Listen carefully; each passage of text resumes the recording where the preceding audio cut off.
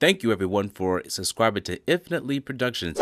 If you have not done so, please click the bell and subscribe, and we hope you enjoy our content.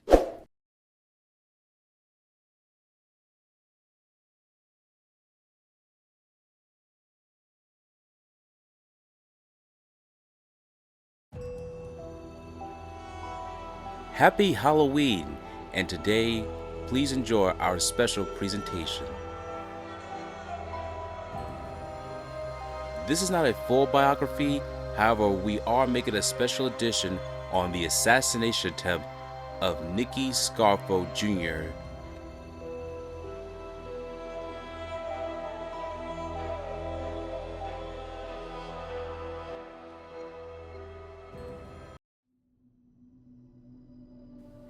After graduating high school, Nicky Scarfo Jr. allegedly became involved in organized crime. He became a close friend of Joseph Skinny Joey Merlino, the son of the Scarfo crime family underboss Chucky Merlino. However, the relationship with Joey Merlino was to prove inauspicious.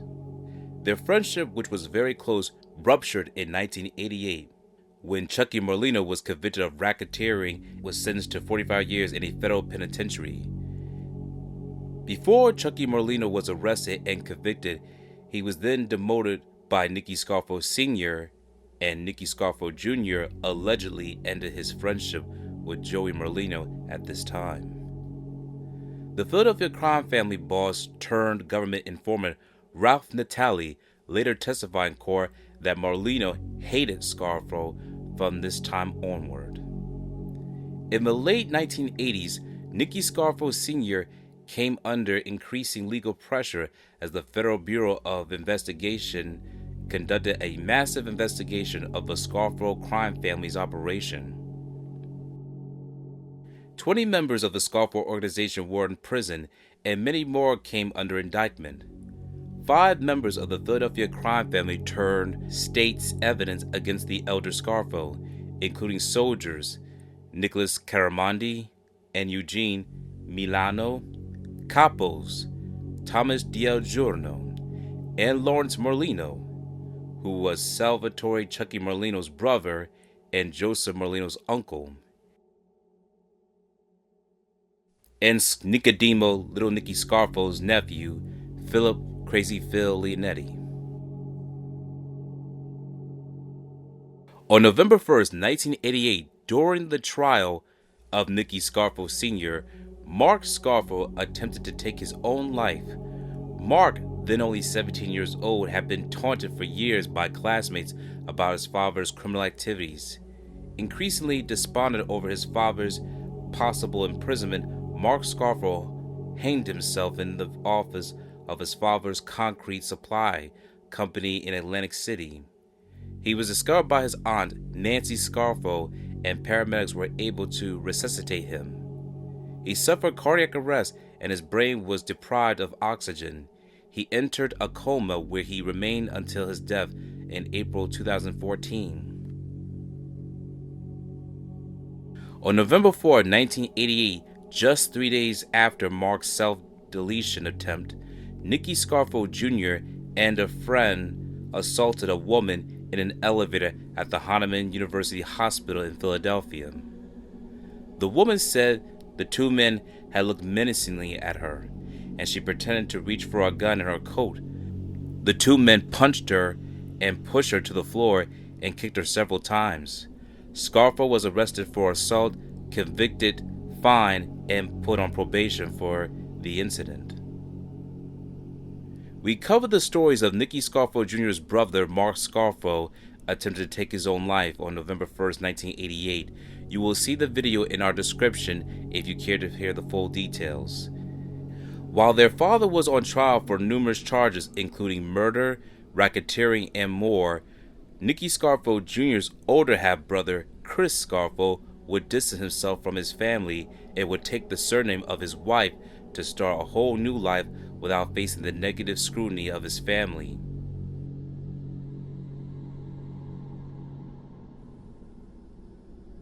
November 19, 1988.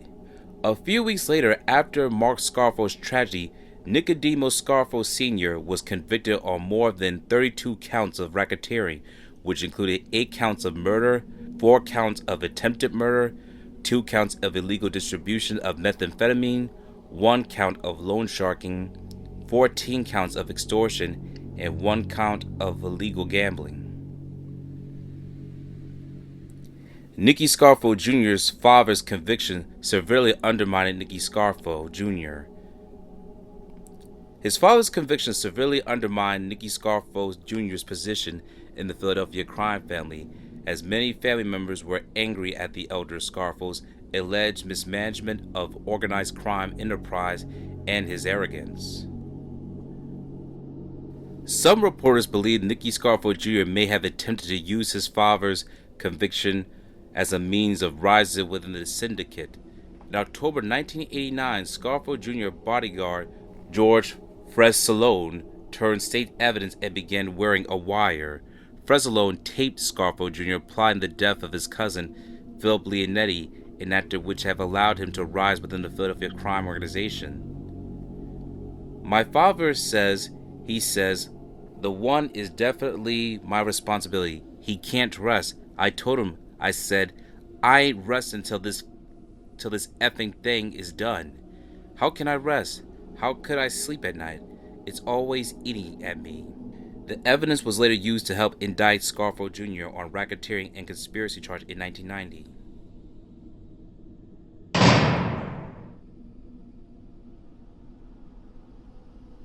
Assassination attempt, Halloween Day, October 31st, 1989, the day before of the 1-year anniversary of Mark Scarfo's tragedy, should also mark another unfortunate event for Nicky Scarfo Jr. This time it would affect his own life. On the evening on October 31st, 1989, Nicky Scarfo Jr. was dining in an Italian restaurant in Philadelphia when a man wearing a mask, some will say it was a Batman mask or a ski mask, and the man was holding a plastic candy bag, entered the restaurant of Dante and Luigi's restaurant. He approached Scarfo's table. The man then pulled a MAC-10 machine pistol from the bag and fired at Scarfo. Scarfo was struck 8 times in the neck, arms, and torso, but no vital organs were hit.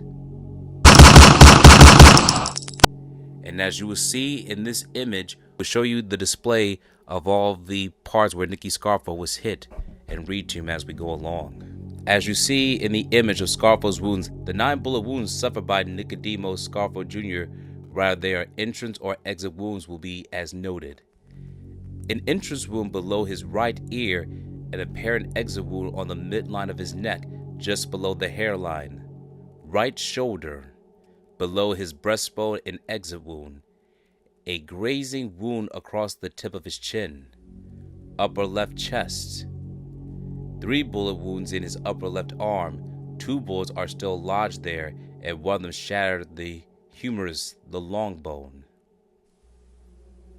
And the source that came from the Thomas Jefferson University Hospital, depicting Scarfo's injuries and wounds, and this was graphed by Rob King from the Courier Post.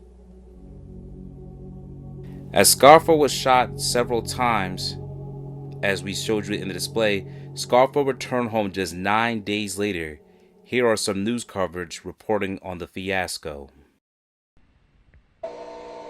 We interrupt our regular programming to bring you this special report from the Channel 6 Action Newsroom.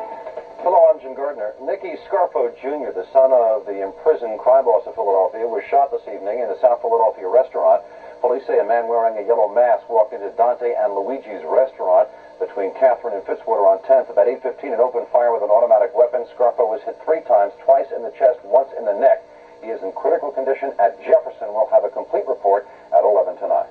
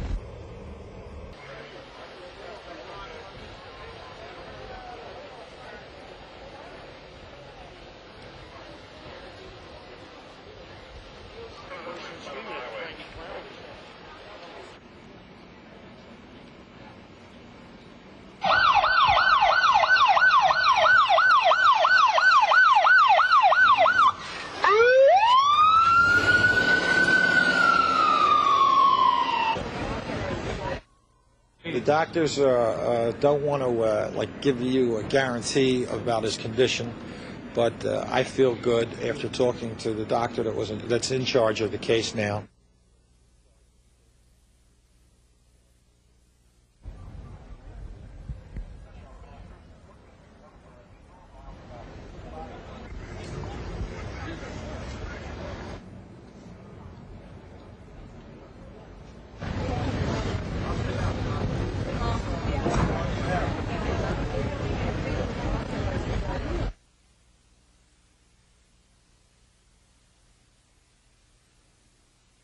No major arteries or veins were injured. We did arteriograms, with x-rays of the blood vessels, and the bullets were in proximity to several large blood vessels, but none of them were injured.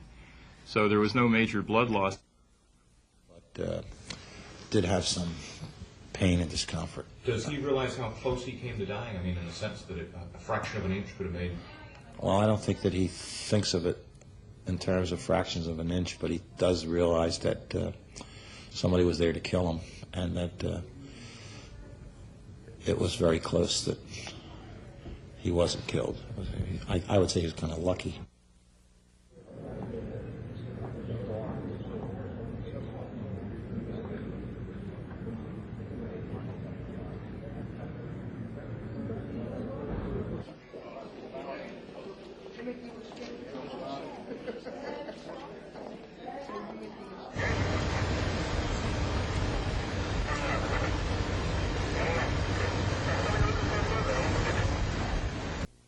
He's in fair condition. He's very stable. Nicky Scarfo Jr. is very lucky to be alive. Doctors here at Jefferson Hospital don't know exactly how many 9mm bullets ripped through his body last night, but he has at least 9 bullet wounds, including 1 below his right ear, 1 in his neck, his chin, and 2 in his chest. Yet remarkably today, he is... He's talking. He's going to get some clear liquids for lunch, and he's doing very, very well. Nicky Scarfo Jr. is progressing. The police say the probe into his shooting has been hampered by the fact that Scarfo will not cooperate.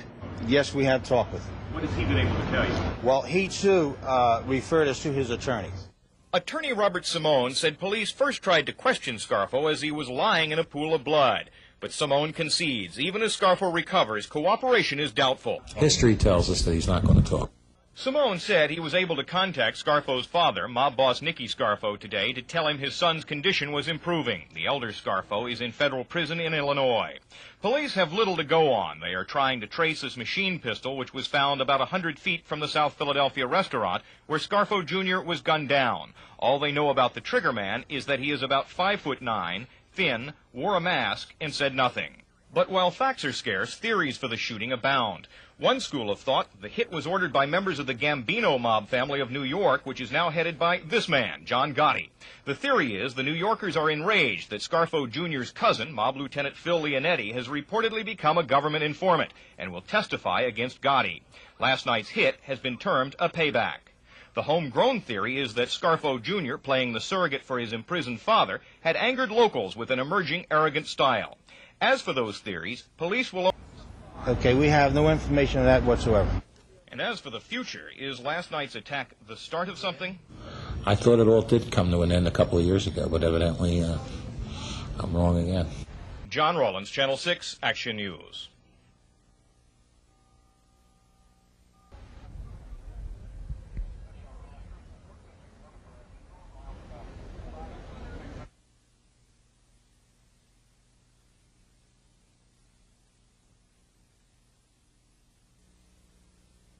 The Scarfo family in happier times, celebrating the acquittal of Scarfo Sr. and his associates in the South Testa murder back in May of last year. For the family, now an obscure, faded memory. While there is relief among family members tonight that Nicky Jr. will likely pull through, his shooting is but the latest in harsh blows they have suffered. Ironically, only today, Nicky Jr.'s younger brother Mark was to go home from a New Jersey medical facility where he remains in a coma after last year's suicide attempt. Meantime, sources close to the investigation believe last night's incident was a botched assassination attempt on the life of Nicky Jr. The Mac 11 semi-automatic used in the shooting, unlike some weapons, was designed for precise target hits. The type of weapon that was used will produce a lot of penetration, but not a lot of widespread tissue damage. Investigators believe the perpetrators were supposed to finish what's left of the Scarfo mob family. They're decimated here in Philadelphia because most of them are behind bars. Some of them will never get out from behind bars, including Scarfo Sr. and the 7 people that we convicted. Investigators' worst fear tonight is that New York's Gambino mob family, headed by John Gotti, which has been moving aggressively into Atlantic City real estate, is now trying to move into Philadelphia. It's possible that Philadelphia may be trying to be eliminated in the New York, Atlantic City, Philadelphia triangle. But whoever ultimately is behind attempting to eliminate Junior and thus put the last nail in the Scarfo mob family coffin, investigators are pretty convinced of one thing. It's likely to get a lot bloodier before it's all over. I'm Dan Cuella, Channel 6 Action News, South Philadelphia. On October 31st, 2009, on the 20th anniversary of Nicky Scarfo Jr.'s shooting, George Anastasia and Dave Stratweiser covered the story and are convinced that the shooter was paying homage to the classic book and movie Mario Puzo's Godfather, in which the character Michael Corleone, played by young actor Al Pacino, shoots his enemies in the restaurant and drops the untraceable gun in the restaurant and quickly leaves the scene, as you can see here. We are skipping some of the violent scenes to prevent any type of red flagging in this video. Bandito sta meglio. Diciamo ti fa un giugno e mettiamo tutto a posto. Steve sta lì, si deve finire.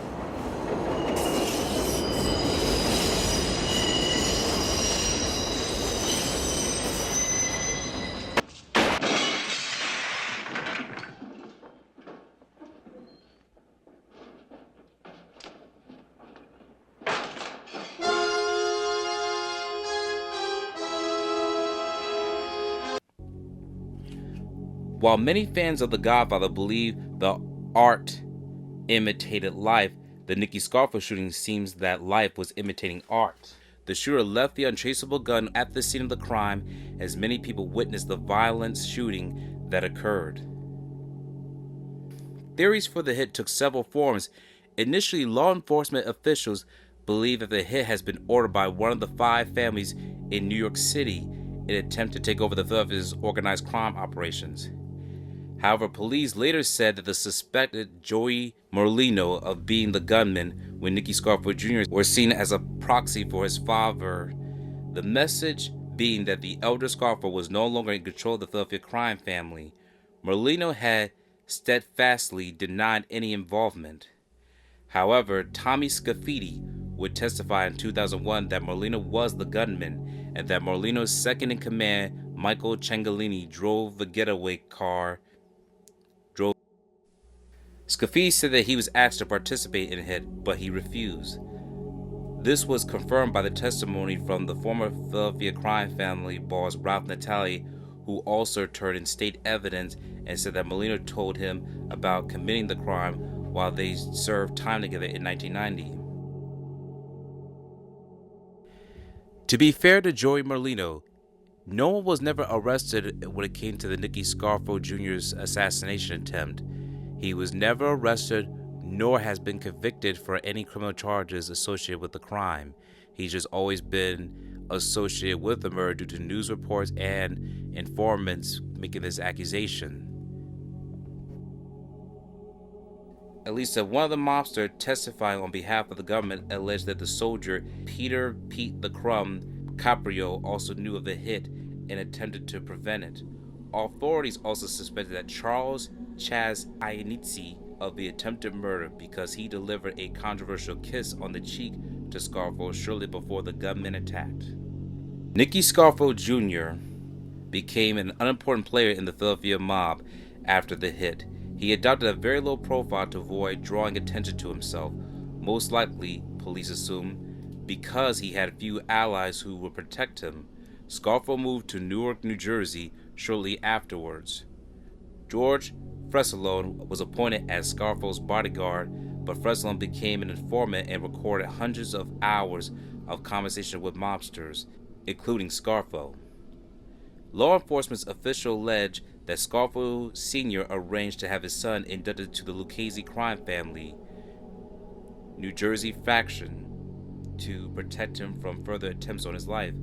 According to a 2007 court affidavit filed by New Jersey State Organized Crime Control Bureau, Scarfo Jr. was later made and elevated to the position of a soldier with the Lucchese crime family, effectively protecting him from any additional murder attempts.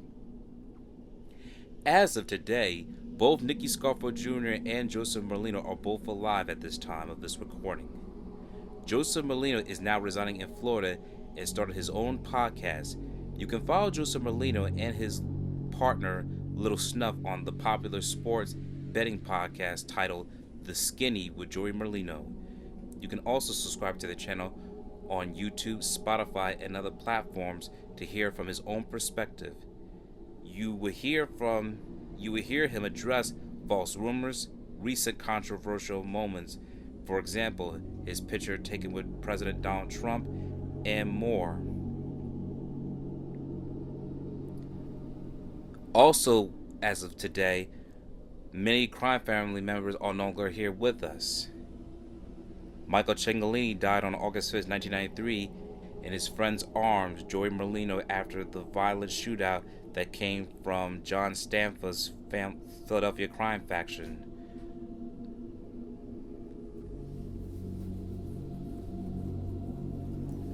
George Freselone died on March 13, 2002. Ralph Natale died on January 22, 2022. As for Nicky Scarfo Jr., as we mentioned before, who is still currently alive, he is currently incarcerated at Fairton FCI in Fairfield Township, New Jersey, with the projected release date of December 2037.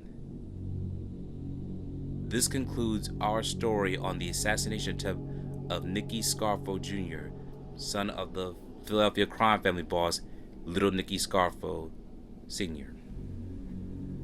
Thank you for watching our video. We hope you enjoy more future projects.